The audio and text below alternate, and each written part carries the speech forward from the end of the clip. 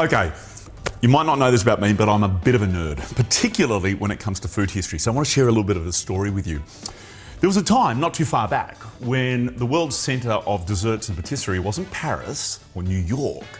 That was Vienna in Austria. I mean, not only did it give us things like Sachertorte and strudel and pancakes and crepes and layer cakes, it gave us even the origins of the modern croissant, but that's a story for another time. But there's one other really simple Viennese classic that any one of you can master in no time flat. Now, it's those beautiful little delicate piped biscuits. So, I'm going to show you how to do it. Like so many of the world's great desserts, it does start with a little bit of butter. Oh, who am I kidding? That's not a little bit of butter, that's a lot of butter. 250 grams worth, a whole packet. These are butter cookies though, so get over it. Combine this with just half a cup of caster sugar and a little bit of vanilla in the bowl of your stand mixer, and it's going to need to beat with the paddle for about 5 to 8 minutes. Now, if you were making muffins, cakes, slices, pretty much anything, at this point, of course, you'd be chucking in some eggs and maybe some milk. But when you're making just piped biscuits, I shouldn't say just piped biscuits, when you're making piped biscuits, you don't need any liquid. All we need is our dry ingredients. You start off with plain flour, a cup and a half's worth. Now, if you just wanted a vanilla biscuit, that'd be fine. But I'm, well, kind of inspired to do something a bit more interesting. A little bit of cocoa powder, that's pretty straightforward, but what about custard powder?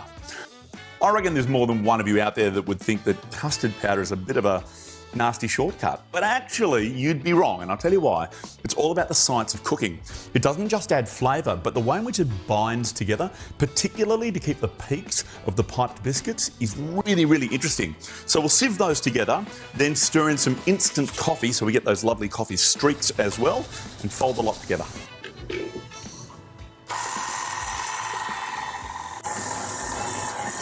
Probably the only other 2 bits of advice I can offer you at this stage is, one, don't overmix it because it will make the biscuits tough. And secondly, if you're going to make them in advance, don't.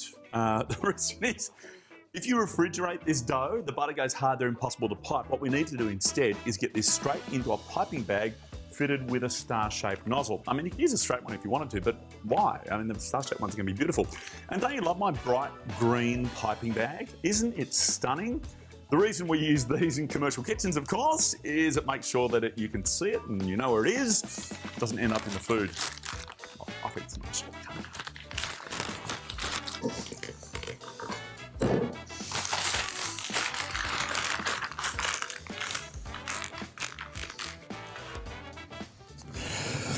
Piping is one of those skills that you'll get better at the more of it you do. So if at first it's complicated, relax. It takes all of us some time to master. The more important thing is to try and make sure you make each biscuit roughly the same amount of batter.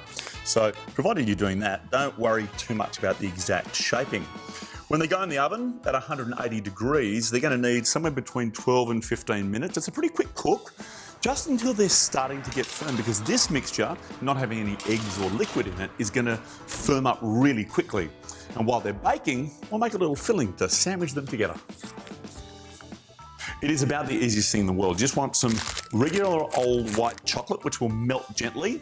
And then you scatter in a little bit of almond meal. Now, I'm not going to give you exact ratios for this because it depends a little bit.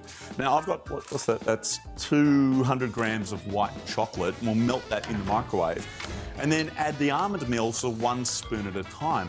The reason is that the amount of almond meal you need depends very much on the brand of white chocolate that you've chosen. What you're looking for is something that's just thick enough to hold together so it'll stick to biscuits.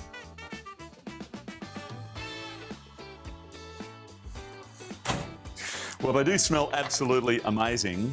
I've got to tell you, in the pastry kitchen, this is what you learn first when you're learning how to pipe. We call them dollops, or actually no, we call them plops, but you didn't want to hear that.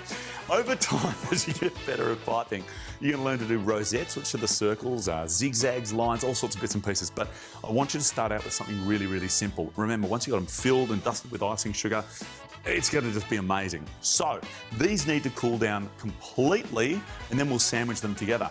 I'll tell you what, once you've done that, a little bit of icing sugar, they're going to look $1,000,000.